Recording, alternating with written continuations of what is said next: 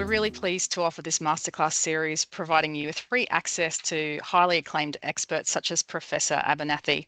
This series directly links to the Queensland Pathways Blueprint.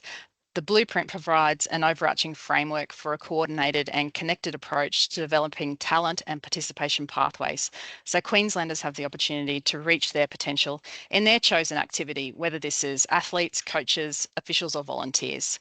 Through the Blueprint, we aim to drive stakeholder collaboration and inspire good practice in the delivery of quality talent and participation pathways. We'll also include links to the Blueprint and associated resources in the chat at the end of today's session. Now, on to our special guest for today, Professor Bruce Abernethy AM.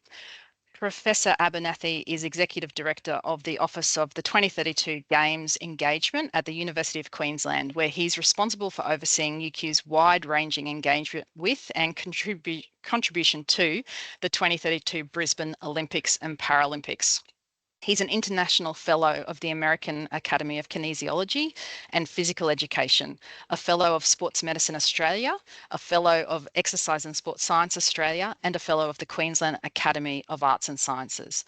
Prior to his current role, Professor Abernethy was the inaugural Executive Dean of the Faculty of Health and Behavioural Sciences at UQ, Deputy Executive Dean and Associate Dean with the Faculty of Health Sciences, Head of School of Human Movement Studies, and from 2004 to mid-2011 was the Director and Inaugural Chair Professor of the Institute of Human Performance at the University of Hong Kong. Bruce is known internationally for his research on the control and learning of skilled movement, with a particular focus upon understanding the development of expertise in a range of domains, including sport. His research work in the sport domain has been supported by organisations such as the Australian Research Council, the Australian Sports Commission, the Australian Football League and Cricket Australia. This presentation will focus on identification of some of the key characteristics that set aside the very best sports performers from the rest, and on what is known about the kind of conditions that best favour the development of these defining attributes. Welcome, Bruce. Thanks for joining us, and I'll now hand over to you. Thanks, Joe. Thanks for the lovely introduction. If I could have the first slide, please. And the first slide is simply to add my acknowledgement to that Christian has already given to the traditional owners of the various lands on which we're meeting today. I'm coming to you, as you can see from the next slide, from the St Lucia campus of the University of Queensland, but I send welcome and thanks to all of you who've opted to join us today from around the state and perhaps beyond. There are two things I'd like to give you a bit of context, I guess, first, and then get into the heart of the presentation. I've spent most of my my research life, I guess, studying highly skilled people, trying to understand about expertise, and that's caused me to have to justify doing that on different times because it's a very good thing to be doing. So if I could have the next slides, there's probably three reasons that it's important to understand about highly skilled people. Expertise is rare. It's not easily acquired. And if we could find ways of speeding it up, that would be of great interest to many in many professions, sport included. Many of you, I'm sure, have stumbled across the idea or the notion of 10,000 hours being a requisite for expert performance. If you take away one thing from today, it would be, please forget that. There's no requisite number of hours that's essential for expert performance. It varies dramatically. There are many people who have acquired expertise with less hours than that, and many who have slaved away for more than 10,000 hours without reaching the pinnacle of skill performance. So there are two key questions I'd like to look at today, if I could have the next slide, please. The first of those, which really comes to the topic of the talk, is what are the essential attributes that set expert performers aside from everyone else? So, paraphrasing that, where's the expert advantage? And the second part, which I think is the more challenging, but perhaps the more interesting part, is how do experts become experts? Is it genetic? How do they acquire these skills? Is what happens in their early lives critical? And what does that mean then for the practical issues of people with sport, dealing with skill development, questions of timing of specialisation, and the interesting treasure trove world of talent identification? So let's start with this question about where the expert advantage is. And if I could have the next slide, please. It's probably a statement of the obvious, but for those of you who are in the business of trying to develop the next generation of sports champions, it's difficult to do that if you don't know what actually makes a champion in the first instance. What we know from a large number of studies, if I could have the next slide, please. We know from a large number of studies is there are attributes that reliably distinguish highly skilled people from non-experts. They're often not the ones we expect, incidentally, but there's quite a body of literature around that. And the second thing is expertise is almost always multidimensional.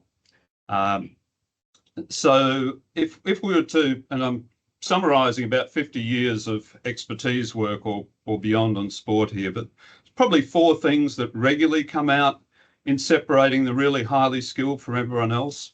One's the ability to produce movements that have a high degree of consistency, but in the same time are adaptable. And that's really their paradoxical states. If you try to develop a machine, you can generally make one that's consistent, but it doesn't respond to changes. Yet the human apparatus for producing skilled movement manages to balance both this consistency and adaptability extraordinarily well.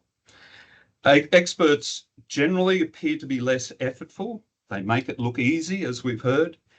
They read the play, which generally is shown in terms of faster and better recall and recognition of patterns, which dominate sport. And they're generally superior at anticipation or prediction. And that underpins the phenomenon of experts appearing to have all the time in the world. So if we go to the next couple of slides, and next slide in particular, let's just explore some of these things. So the idea that experts appear to make things easy is really easily demonstrated by getting people to do multiple tasks at once. And if I could have the next slide, we can see a good example of this. And this goes back, as you can see, to the 1980s, when I think we saw some of the first demonstrations in sport. This is a case with netball players. So they're tested using the primary task of passing and catching, a pretty fundamental skill to netball. And at the same time as they're doing that, they're asked to detect when lights appear in their peripheral vision, as they might need to do in monitoring when a teammate becomes free across the field. Now, the interesting thing in that, if we can again look at the next slide. Sorry, if we could just back up one, please. The interesting observation in this is in the basic skills, the passing and catching, you may or may not see an expert advantage, but you uniformly see an advantage in their ability to do the second task at the same time. So one of the things about expertise is we become more automatic at the basic skills that frees up capacity to do other things. The next slide looks at the question of anticipation and the ability to predict in a way that's superior to non-experts. This has been demonstrated in a number of ways. The example I've shown you here is the final frame of a video of a task for a cricket batsman who have to anticipate, in this case, whether the ball is an in-swing or an out-swing or a binary choice. And we asked them to do that when they don't get to see the ball, but only get to see various parts of the preliminary action. And inevitably in tasks like this, across a whole range of sports, both singular sports and team sports, you see what characterises the expert is the ability to pick up information and do better than chance levels earlier in the event sequence. So it's this ability to pick up information that allows them then to appear to have all the time in the world. Next slide, please. The other thing that's often talked about is reading the play. And essentially that's the ability to detect and understand the patterns that exist within almost all sports, be they structured set pieces in particular sports, be they the variations of plays that are run, or even things like in the peloton in cycling, working out where everyone else is relative to your own position, where are the breakaways coming from, and the like. If we look at the next slide, here's an example of a kind of thing from hockey where you might see a video up to this point. At this point, the video would be stopped. It would go blank. If I can see the next slide, please. Your task would be to remember where everyone was. Now, if you're trying to do that by remembering individual player positions, you won't do well.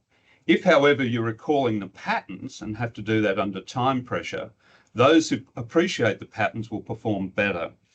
And if we look at the next slide, what you typically see in that situation is if you present structured slides of the type that you would encounter in your sport, there's a direct performance differential that relates to how skilled people are.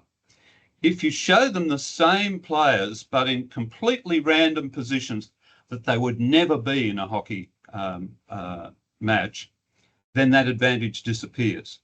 So what that tells us is experts aren't the people who are born with bigger and better memories for everything. Their advantage is very specific to understanding the patterns from their particular domain of expertise. Next slide, please. I made the point earlier on that expertise is multidimensional. Here's again an older piece of work looking at potential predictors of expertise in soccer players. And you can see that they're clustered here according to backgrounds of the people, their anatomy, their physiology, their psychology, and the like. In the next slide, we'll see that once that's applied to looking at players of different level, and if we could advance the slide again, please. It's a cross-section of things that come out to differentiate, in this case, the best from the rest of the performers in 15 to 16 years. So it's a combination of physiological tests, psychological orientation, skill factors, and the like. Plus, if you could advance it again, please, some other factors that relate to body composition and the like. So it's typically an interesting mix of factors that go towards defining expertise. Next slide, please. So if you've stuck with me thus far, we've done a little bit about trying to understand what some of those essential characteristics are, and I've necessarily moved through that rather superficially. But as if you could advance the slide, please, what we now want to look at is the second part of the talk. And this is really the question about not what makes an expert, but how do they get to be an expert? We know what separates them from everyone else, but how did that come about? Next slide, please.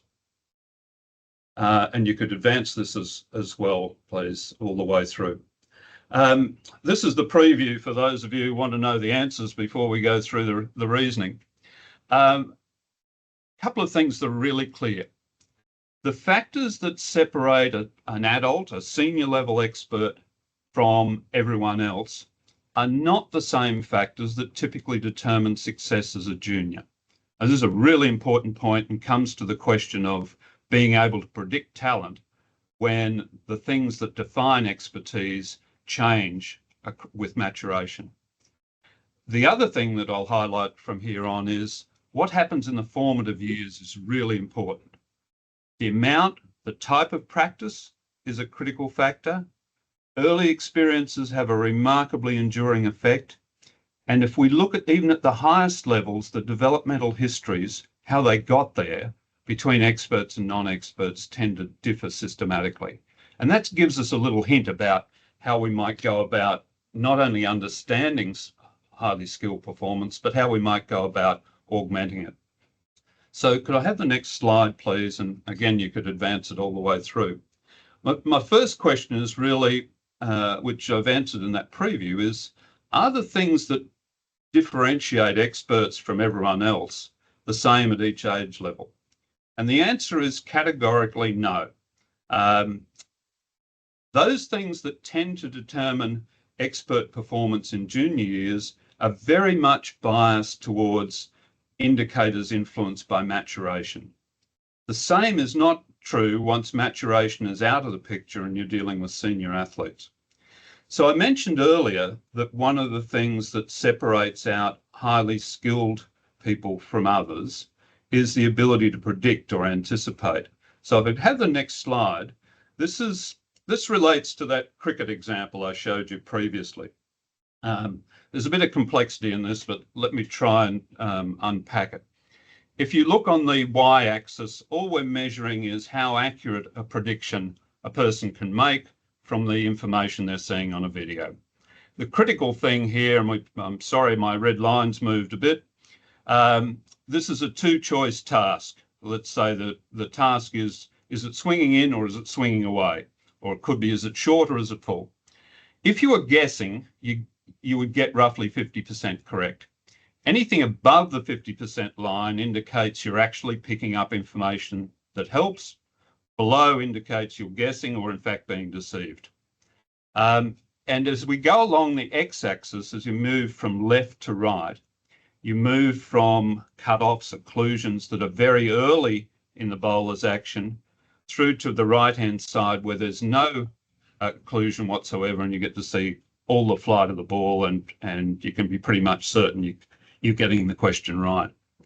And what we're seeing here then is the performance of adults in two different studies, the best under 15 players in the country and the best under 20 players. And I just want to draw your attention to, along the y-axis, what's called R. So this is the ability to predict where the ball's going when you see everything up to the point of the bowler's release. And you will see if you look at that, if you're under 15, you're still guessing. In fact, you're doing slightly poorer than guessing. When you get to the 20 and adult age group, they're doing better than chance. They're picking up information. So if we were to try and determine what differentiated the best under 15 players in the country, it wouldn't be anticipation. Yet that's the skill that we know to be particularly critical at adult levels. Next slide, please. So let's talk about the formative years then, and what are the essential things that impact the development expertise, the type and amount of practice, what other conditions. Next slide, please. One which you're probably aware of in the context of early experience and has been talked about and socialised much over the last, say, 2 decades, is this idea of relative age. So it turns out the older you are relative to your peers, when you first take up junior sport, changes the probability of 2 things. The relatively older you are, the more likely you are to be classified or considered as talented or gifted, and the more likely you are to eventually become an expert. And those effects, which are evident in early age, persist all the way through to adulthood. I want to show you a study which illustrates this, I think, really clearly if we go to the next slide. So these are interesting samples of talent groups in the UEFA, the European Soccer Federation. And if I just draw your attention to the top left-hand part of the slide, what we're looking at is the birth dates of those who are in the 10 to 12 year age group who are identified as being the most talented in their respective countries in UEFA. And then as you move around, you get the comparable thing for 12 to 14, 14 to 16, 16 to 18. Now, I just want you now to focus only on the part of the plot which has the unfilled circles. And this was the sample that occurred for 1996 and 1997 tournament. Now, if relative age didn't matter, if we looked at the distribution of the birth dates of the talented people across the year, you would expect roughly, without considering the number of days in the month, but roughly about 8.5% of the sample we'd expect to have a birthday in each of the months of the year. Yet you can see, if you look at the top left, for instance, there seems to be an enormous advantage, an overrepresentation of those who are born in August, September, October, compared to those born, say, April, May, June. And the simple explanation of this is the cut-off date for eligibility into that age category in that particular year was August the 1st. So those born in August, September and October are relatively older than those born in the other months of the year. And you can see that trend, that overrepresentation of August, September, October, repeated in each of the age brackets, 10, 12, 14 and the 16 to 18. What's neat about this study is they had a natural experiment. 2 years later, in the 1998-99 tournament, they changed the eligibility cutoff to the 1st of January. And talent magnificently readjusted itself overnight. So you can see again, if you turn to the 10 and 12-year-olds, in the filled circles, the black circles, all of a sudden there's an overrepresentation of people in January, February, March, and August, September, October is no longer special. And you can see that same kind of effect when we look at the other years. So clearly we've got an issue here about what seems like a pretty arbitrary decision about cut-off dates for junior sport having an influence on what we perceive to be talent. So if I can have the next slide, please. So we've just talked about essentially a birth date effect. There's also a birthplace effect. Next slide, please. This is something that Joan Cote and I looked at a number of years ago. And we went to the professional leagues in the US, hockey, basketball, baseball, golf, NFL, and looked at the birthplace or the place of origin of all the players who were in the league at that time. And we separated them on two bases: whether the person was born in an area where the population was less than 500,000, or whether they were born in a city with a population greater than 500,000. And if you look across those comparisons, it's pretty stunning. There's almost a 4 times representation for those who are born in areas with smaller population compared to the major cities. This also holds in elite women's sport, it holds in Australian sport, and we increasingly talk about talent hotspots, which are generally smaller regional and rural areas. Next slide, please. So the question is, what causes this birthplace effect? A number of theories. One, which I think has quite a bit of credibility, is the big fish in the little pond. It's much easier to be the #1 player in a small country town than it is in New York City. So your comparable skill level to be #1 in a small town, you might only be in the top 1,000 in a big city. Being #1 or close to it carries with it the perception that you're talented.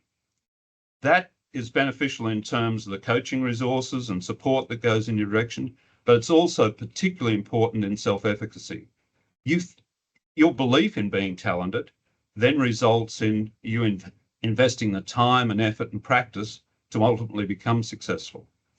There are also a number of other things, though, about small towns, rural and regional areas that provide conditions that are favourable to expert development. And if we can go to the next slide, please. And I'm referring to stuff I'm familiar with, and you can see it's now more than 20 years old, but I think it tells us an important story. This is some work that was done for the Sports Commission, as I said, 20 or more years ago, where we had access to the top handful of players who were regarded as expert decision makers in basketball, men's and women's hockey and netball at the time. And we compared their detailed developmental histories with those of people of comparable age, comparable years of playing experience, but who had not reached the elite level. And a number of things came out of that study. If I could, the next slide will begin those.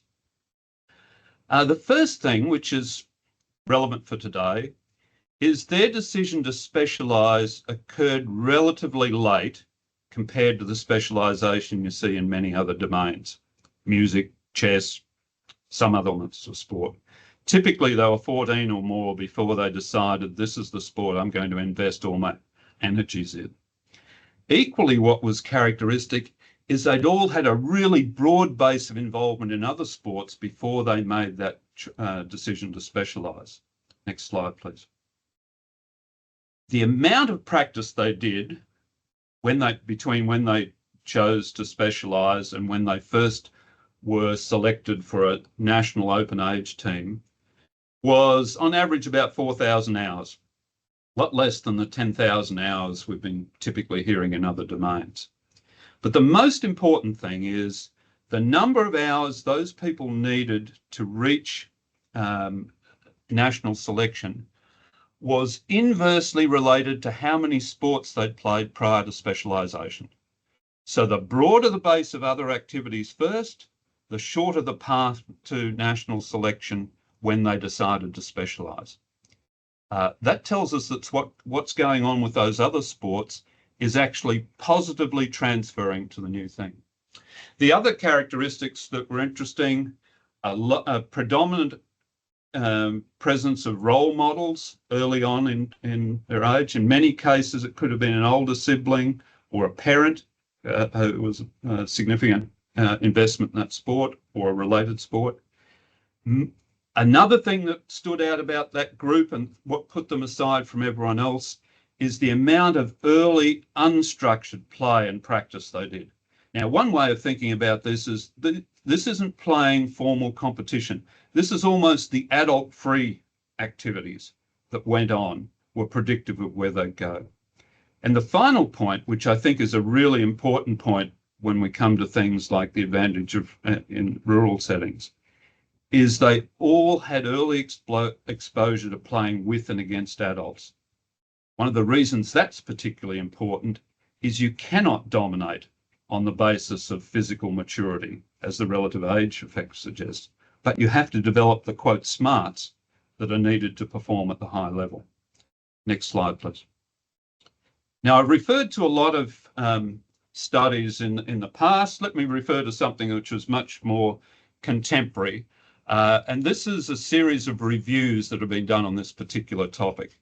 And if I could have if you could progress this one, please. So these are studies that a summary of 71 studies, nearly more than 9,000 athletes, particularly skewed towards European studies that have come out subsequently.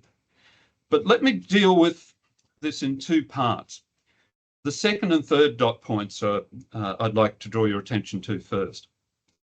Nearly 90% of international level junior athletes never compete at senior levels internationally. That may or may not surprise you. I think the next thing is surprising, or may surprise. More than 80% of senior level international athletes never competed internationally as a junior.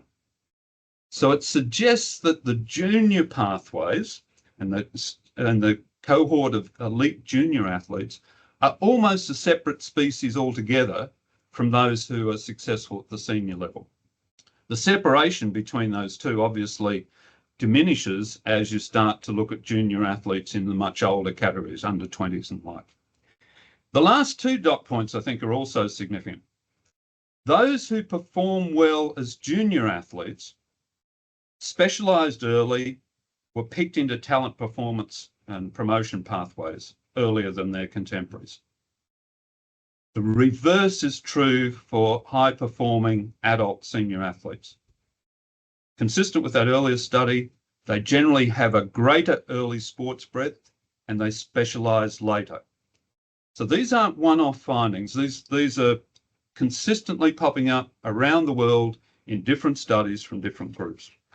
Next slide, please. So I want to try and wrap up with some take-home messages, or the world according to Bruce, if you want to look at it that way. Next slide, please. I want to start with some implications for practice. So if you go to the next slide. Let's talk about the quality and type of practice. One thing that's clear from all these studies is variety is the is the spice of life in the practice world. The more variable the practice environment, in much the same way as the breadth of sport experience, the more likely you're then to get an adult athlete who's capable of adapting. And that, as we know, is a remarkably important part for expert performance. The next transition, please. And going with that, and this might seem like a very obvious statement, is if you want to develop skills so that you know the full range of capabilities, you've got to provide an environment in which you can make mistakes. You only know the breadth and extent to which you can use certain strategies or certain ploys by pushing them to the level where they no longer work and fail. Now, one of the challenges we have in a high performance system is bringing people into those systems where we're both expecting them to learn and perform flawlessly at the same time. Those two things are inconsistent. We've got to make sure that things that relate to selection or preparation for match day, where you're looking for perfection, are separated out from skill sessions where you want to learn. If you have learning sessions where errors aren't being made, you're not learning typically. You're not pushing the envelope. Next slide, please. We saw from those earlier studies that opportunities to model and learn by watching others from an early age is really important. And that's where family cultures that value sport are really critical in that regard. Talked about the early exposure to competition with adults. And the fact that that forces you, because you can't win on the basis of physical prowess if you're a junior, you need then to develop the strategic skills that are needed and characterise success as an adult. It gives you an opportunity, if you're competing against adults early, to begin to learn adult movement patterns and how to predict them. One of my favourite bugbears would be competition experiences that are limited to age group only. And yet, as our sports system has matured, we seem to be locking ourselves more and more into situations where junior athletes in particular, particularly in school systems, are locked into competition against their peers and not into the former club systems, which would see them against adults. I think that can be problematic. Next slide, please. What about implications for the design of the sports systems? Next slide. As you probably sensed from the title of the slide, while it's important to accumulate practice, forcing sports specialisation too early is not likely to be a very productive way to go. It will be good in producing junior athletes for a limited period of time, but it won't produce the kind of skills that are needed for successful senior performance. And we can see from these others that experts typically don't specialise until 14 or later. That broad range of sampling of sport experiences in the early years is not only good in terms of helping athletes find what they might want to do and might be interested in and might want to pursue throughout their life, but that diverse experience is also functional for expertise in the area of specialisation. Next slide, please. This is really what sits behind the developmental model of sport participation that Jean Cote and others, including myself, have been involved in formulating.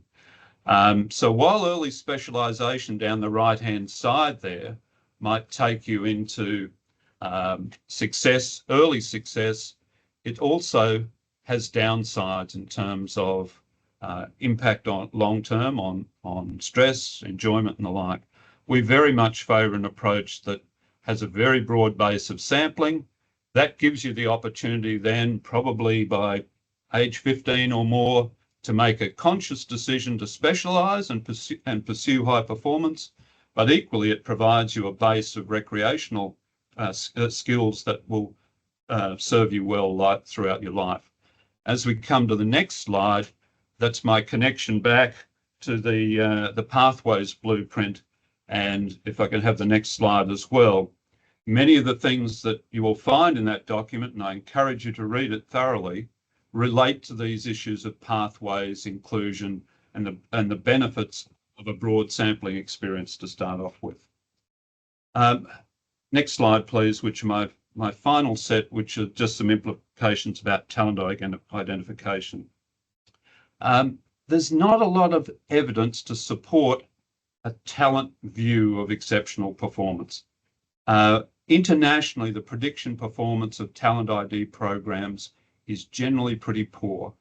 And one of the reasons for this is we've set ourselves an incredibly difficult task where not only do you have to predict long-term with multidimensional attributes, but we're constantly dealing with the confound of maturation being confused with talent. And I hope I've demonstrated that a few times already.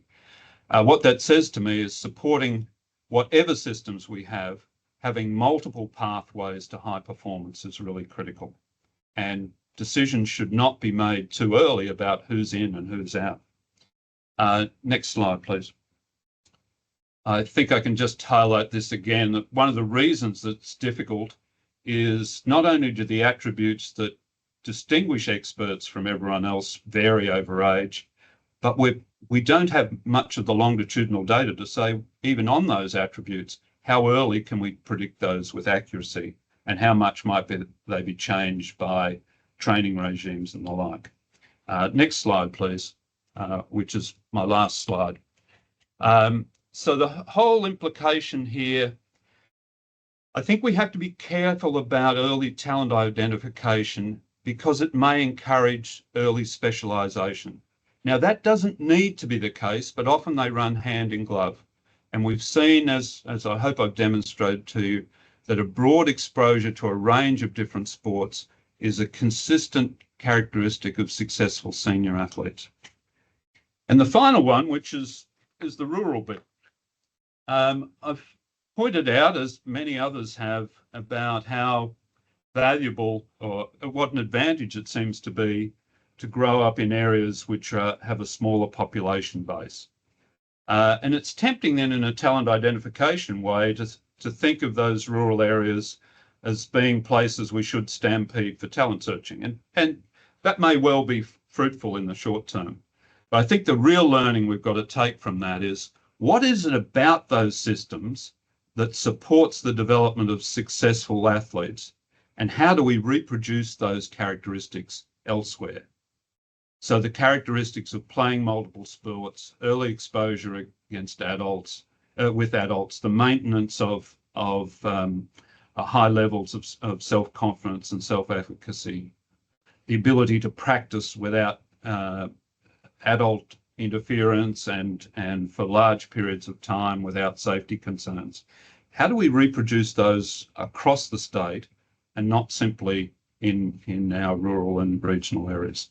So I think I've probably gone far too long, but that's, if we could stop sharing the slides now, I hope it's at least fueled some discussion.